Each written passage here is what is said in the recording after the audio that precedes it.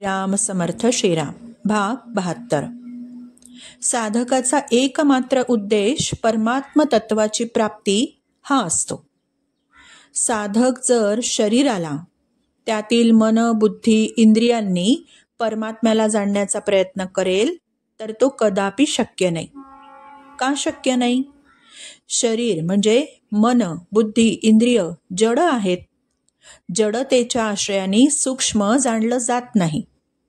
सांसारिक गोष्टींचं ज्ञान या शरीराने होऊ शकतं, इंद्रियांनी करता येतं, हा आपला नेहमीचा अनुभव आहे. पण परमात्म्याच्या ज्ञानासाठी ज्ञानरूपी नेत्रच आवश्यक असतात. जे जे ज्ञानी पुरुष होऊन गेले किंवा भगवत प्राप्ती झालेले जे जे संत आहेत आणि होऊन गेलेले संत आहेत, ते भगवंत जाणतात. पण ते कसा जाणतात?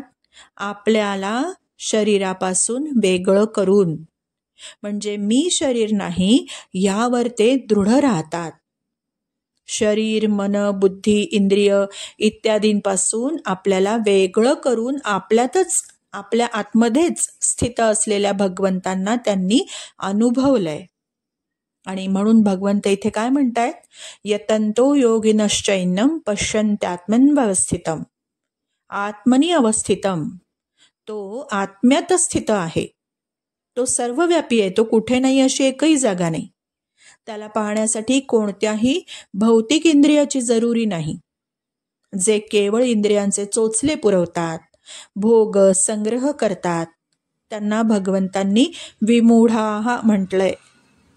आपल्याला विमूढ न बनता ज्ञानी बनायचंय. आणि भगवंतांनीच आपल्याला हा अभ्यास करायला सांगितलाय. अभ्यासेन तु कौंतेय. लागूया अभ्यासाला. श्रीराम समर्थ श्रीराम.